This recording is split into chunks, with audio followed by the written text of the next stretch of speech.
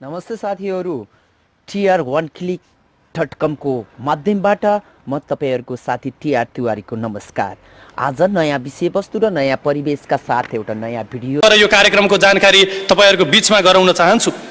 10 वर्ष युद्धमा थुप्रै नौजवानहरूले वीरगति प्राप्त गर्नुभयो, थुप्रै नेपाली युवा र जनताहरू शहीद हुनुभयो, हजारौं आमाहरूका काख रित्ता भए, चेलीहरूका सिन्दूर पुछिए, हजारौं बालबालिकाहरू टुरा भए, योद्धाहरू घाइते अङ्गभङ्ग भए। म सधैँ सोच्ने गर्छु 2007 सालदेखि 36 साल 46 साल 10 वर्ष युद्ध 62-63 को जनआन्दोलनहरू हुँदै यी सबै घटनामा कति जनता मरे, कति सेना राष्ट्र सेवक मरे, कति विद्रोही मरे, कति मधेस आन्दोलनमा झापा विद्रोहमा मरे। राजनीतिक व्यवस्था परिवर्तन गर्ने र देश विकास गर्ने नाममा धेरैले वीरगति प्राप्त गरे, धेरै मरे।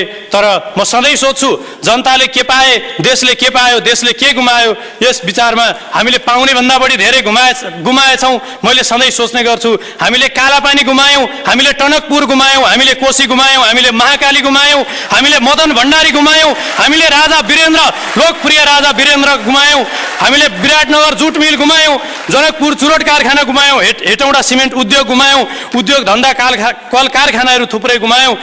गुमाउँदा गुमाउँदै 72 प्रकृतिले समेत हामीलाई ठगो। 72-73 वैशाख 12 को महाभूकम्पले गर्दा धरहरा र थुप्रै राष्ट्रिय सम्पदाहरू हामीले गुमायौँ र कति त भग्नावशेष अवस्थामा छन्।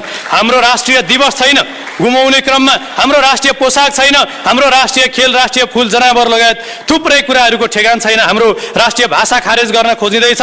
सच्चा नेपालीले अझै नागरिकता पाएका छैनन्, तर 40औं लाख नागरिकता चिया पसल र किराना पसलमा राखेर 500 र 1000 मा बिक्री गरिएका छन्। एकाथरी जनताले विश्वास गरेकाहरू सत्ता बाहिर हुँदा एक मधेस प्रदेश, सत्तामा पुगेपछि मधेसकै नाममा लुटिङ्गे हम देश गरिरहेका छन्। अर्को थरी तिनी हामीले विश्वास गरेका 40 लाख नागरिकतावालालाई यो देशको प्रधानमन्त्री, राष्ट्रपति, प्रधान सेनापति र आइजिपी बनाउनु पर्छ भनेर संविधान संशोधनको प्रस्ताव लिएर आउन खोजिरहेका छन्। यो देश त यस्तो बनाउनका लागि खोजिएको छ कि मानौ देश एउटै काटेर बेच्न राखिएको सिंगै खसी हो। खुट्टी काटेर एउटाले एकातिर दिने, फिला काटेर अर्काले अर्कातिर दिने, कलेजो काटेर टाउका काटेर अर्काले अर्कोतिर बेच्ने, कहिले नागरिकता बेच्ने, कहिले खोला बेच्ने, कहिले हिमाल बेच्ने, कहिले लुम्बिनी बेच्ने, अनि काँक्रो चिरा पारे जस्तो भाग लगाएर खाए जस्तो यहाँदेखि यहाँसम्म मेरो, त्यहाँदेखि त्यहाँसम्म तेरो, एउटा भन्छ झापा मोरङ सुनसरी छुन दिन्न र अर्को भन्छ कैलाली कञ्चनपुर छुनै दिन्न।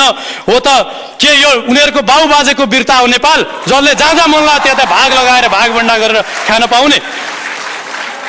म आग्रह गर्न चाहन्छु हाम्रा नेतृत्वकर्ताहरू, जसलाई हामीले जो पहिला हामीसँगै सडकमा, पेटीमा, डेरामा सँगै प्राय नेताजीहरूसँगै हामीसँगै हात्तीछाप र गोलीस्टार जुत्तामा देखिन्थ्यो। 2-4 वर्ष पहिले, 5-6 वर्ष पहिले, यो 2-4 वर्ष 5-7 वर्षको बिचमा न उहाँहरूले कुनै उद्योग धन्दा व्यापार व्यवसाय सुरु गर्नुभएको छ, न कुनै जागिर नै खानु भएको छ।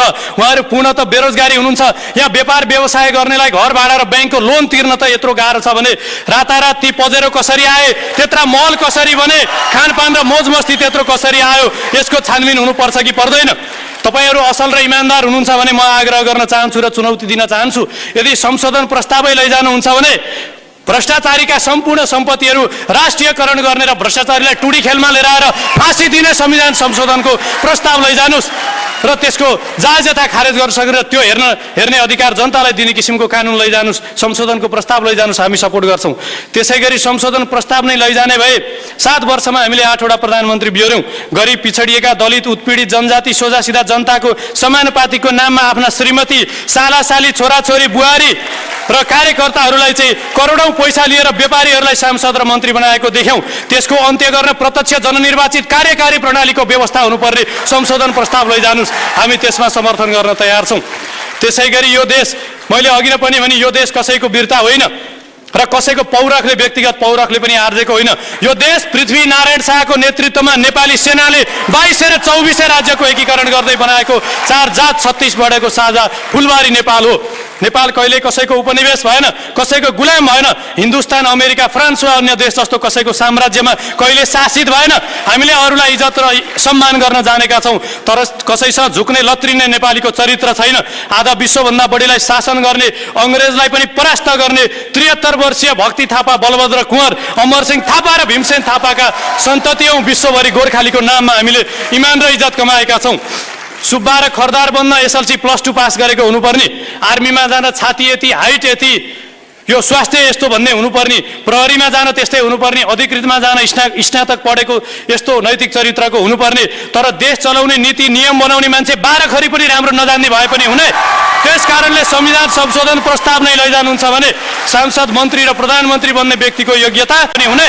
त्यस कारणले संविधान संशोधन प्रस्ताव नै लैजानुहुन्छ भने सांसद, मन्त्री र प्रधानमन्त्री बन्ने व्यक्तिको योग्यता स्नातक, स्नातकोत्तर वा त्यस सम्बन्धमा विज्ञता हासिल गरेको व्यक्तिले मात्रै बन्न पाउने प्रस्ताव लैजानुस्, हामी समर्थन गर्छौँ। त्यसैगरी संविधान संशोधन प्रस्ताव नै लैजाने भए प्रधानमन्त्रीकै कुर्सीमा मर्न खोज्ने, पार्टी अध्यक्षमै मर्न खोज्ने परिपाटीको अन्त्य गर्दै रोगी र वयोवृद्ध नेताजीहरूलाई घरमै बस्ने, आराम गर्ने, उपचार गर्ने, धर्म कर्ममा राख्ने र नयाँ उत्साह उमङ्ग भएका युवाहरूलाई सल्लाह सुझाव दिने प्रस्ताव लैजानुस्, हामी स्वीकार्छौँ। यदि होइन भने तपाईहरू चाहिँ मुलुकलाई बर्बाद बनाउने, हामी जस्ता 40औं लाख हाम्रा युवा साथीहरू 50-55 डिग्रीको तापक्रममा खाडीमा गएर लेबरको काम गर्ने पर्ने, अरबमा भेडा चराउनु पर्ने, अनि त्यही हामीले पठाएको रेमिटेन्स र हाम्रा सोझा दाजुभाइ दिदीबहिनीहरूको करबाट उठाएको पैसाले तपाईहरूको उपचार गराइदिइरहनु पर्ने, रुकुम, रोल्पा, कडाली, जाजरकोटका जनताहरू सिटामोल किन्न नसकेर मरिरहेका छन्, औषधि किन्ने पैसा नभएर हाम्रा जनता आत्महत्या गरिरहेका छन्, जीवनजल खान नपाएर, झाडा पखला, निमोनिया औषधि खान नपाएर, खानेकुरा खान नपाएर कुपोषणले जनता मर्नुपर्ने, अनि नेताजीहरूलाई हाछेउ आए भारत, पेट दुखे सिङ्गापुर, टाउको दुखे अमेरिका लगेर हामीले उपचार गराउनु पर्ने, अनि पढे लेखेका +2 र ब्याचलर गरेका युवा साथीहरू देशमा भविष्य अन्धकार देखेर क्यानाडा, जापान, अमेरिका, अस्ट्रेलियन एम्बेसीमा पासपोर्ट बुझाउन जानुपर्ने, मेरा किसान बुवा आमाले 1 बोरा चामल किन्न बिजन लिन महिनौँ भौतारिनु पर्ने, कर्मचारी युनियनमा काङ्ग्रेसले यति सिट जित्यो रे, एमाले यति सिट जित्यो रे, माओवादीले यति सिट जित्यो रे, एउटा खरदारले सचिवको सरुवा गर्छ, कर्मचारी पार्टीका हुन् कि देशका हुन्, र पैसा चाहिँ हामीले कर तिरेर तलब खुवाउने कर्मचारीलाई, अनि काम काङ्ग्रेस, एमाले, माओवादी पार्टीका काम गर्ने। त्यसकारणले यो कुराले राष्ट्रसेवक कर्मचारीलाई पनि अप्ठ्यारो परेको छ। राष्ट्रसेवकहरू न पार्टीतिर लाग्नु न राष्ट्र सेवामा लाग्नु बडो कन्फ्युज र दोधारमा परेका छन्। त्यसकारणले म अब अन्तिममा हामीले सधैँ नमस्कार गरेर तपाईहरूको यो शासन हामीले मान्दिरहनु पर्ने, युवाहरूले सधैँ सुन्दिरहनु पर्ने, अनि राष्ट्रसेवक, नेपाल प्रहरी, नेपाल आर्मीहरूले सधैँ देश बिगार्नेहरूलाई सलाम गरिरहनु पर्ने, स्यालुट ठोक्नु पर्ने। म चुनौती दिन चाहन्छु, यस्तो नराम्रो दिन नआओस्, हामीले देख्नु नपरोस्, ताकि कस्तो देश बेचुवालाई सलाम ठोकेर सुरक्षा दिएछु भनेर आफ्नै अंगरक्षकले गोली ठोकेर मारेको देख्नु नपरोस्, त्यो सुन्नु नपरोस्। हामीले नारायणहिटी राजदरबारमा भएको अधिकार दिल्ली दरबार, बेजिङ दरबार वा न्युयोर्क दरबार वा बेलायतको प्यालेसमा दिनलाई आन्दोलन गरेका होइनौँ। हामीले त त्यो अधिकार मेची महाकाली पुगोस्, रुकुम, रोल्पा पुगोस्, जुम्ला, कडाली पुगोस्, विकास र परिवर्तन समृद्धिको रापताप हरेक किसानले, मजदुर र किसानका घर घर र झुपडीमा पुगोस् भनेर आन्दोलन गरेका हौँ। हुन त हामी पनि मूर्ख छौँ, हामी बालुवाबाट तेलको अपेक्षा गर्छौँ। 2073 वैशाख 12 को भूकम्पले जनता घरबार बिहिने भएर खुल्ला आकाशमुनि सुत्केरी वृद्ध बालबालिका बिरामीको बिजोग भएको अवस्था थियो। जनप्रतिनिधिहरू लाजै नमानी संसद भवनबाट एक-एकवटा त्रिपाल काखी च्यापेर मुसु हाँस्दै घरतिर लाग्नुभयो। अहिले लाखौं नेपाली घरबार बिहिन्छन्। पहिलो किस्ताको 50,000 भूकम्प पीडितले अझसम्म पाइसकेका छैनन्। नाकाबन्दीको भारले पुर्याएको घाउ निको भएको छैन। नेताहरूलाई सरकार फेर्न र उही सत्ताको खेल खेल्न ठिक एउटा पाल त नछोड्नेले तलब बढायो भनेर के आश्चर्यमा पर्नु। इज्जत त लाज हुनेको पो हुन्छ, लाजै नभएको के इज्जत हुन्छ। विश्वको जलस्रोतको दोस्रो धनी देश, लोड सेडिङ मुक्त गर्न हामी बाहिरबाट बिजुली किन्ने रे, हातमा सलाई लिएर आगो खोज्न हिँड्ने हामी। त्यसकारण विकास र समृद्धि, परिवर्तन र समृद्धि पनि हामी स्वाभिमान गुमाएर समृद्धि चाहन्नौँ। हामी स्वाभिमान सहितको समृद्धि चाहन्छौँ। हाम्रो परराष्ट्र नीति, हाम्रो विदेश नीति, हाम्रो सुरक्षा नीति अर्काको हातमा दिने अनि हामी धनी भएर बस्ने, त्यो कदापि हुन सक्दैन। हाम्रो सुरक्षा नीति, हाम्रो यहाँको विदेश नीति, हाम्रो परराष्ट्र नीति हाम्रै हातमा हुन्छ र हामी समृद्ध पनि बन्छौँ र बनाउँछौँ। र म धेरै अब भूमिका नमानिकन म आग्रह गर्न चाहन्छु उहाँहरूलाई, राजनीति गर्ने श्रीमती, समधी, कार्यकर्ता साथीहरूलाई जागिर खुवाउने, राजदूत, डिसिएमहरूलाई भनेर छोराछोरीलाई स्कलरसिपमा पठाउने, घर बनाउने, गाडी चढ्ने, पैसा कमाउने बाहेक क्षमता, उहाँहरूको राजनीतिक क्षमता मुलुक परिवर्तनको देखिएन। त्यसकारणले उहाँहरूलाई हालसम्मको योगदानको लागि हामी धन्यवाद ज्ञापन गरौँ। हामी गाली पनि गर्दैनौँ र हामी सबैले एकबद्ध भएर उहाँहरूलाई भनौँ, हामी आग्रह गरौँ, हामी तपाईँहरूलाई हात्तीवन, गोदावरी र यो गोकर्ण रिसोर्ट बराबरकै घर बनाएर दिन्छौँ। हामी पजेरो पनि दिन्छौँ, हुस्की र पकेट मनी पनि दिउँला, सपिङ पनि गरिदिउँला, छोराछोरी पनि पढाइदिउँला। कृपया सल्लाहकार भएर बस्नुहोस्, देश चलाउन सक्षम र राम्रा युवाहरूलाई दिनुहोस्। जाबो एउटा पेट त कुकुरले पनि पालेको छ। त्यस कारणले गर्दाखेरि हामीलाई परालको त्यान र ढोडको लौरो जस्तो खुट्टा भएको नेतृत्व चाहिएको होइन।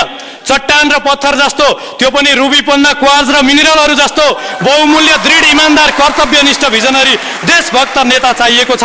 त्यसकारणले राष्ट्र निर्माण हामी सबैको दायित्व हो। राष्ट्र निर्माणका लागि नीति नियत र नेतृत्व परिवर्तन आजको सबैभन्दा पहिलो आवश्यकता हो र नागरिक समूहले गरेका गतिविधि र यी कुरा सधैँ नागरिक समूह लागिरहनेछ। यो कुनै व्यक्तिगत कुरा होइन, कुनै पार्टीको कुरा काटेको होइन, कुनै सरकारको विरोध गरेको कुरा होइन। यो देशको वर्तमान राजनीतिक परिस्थिति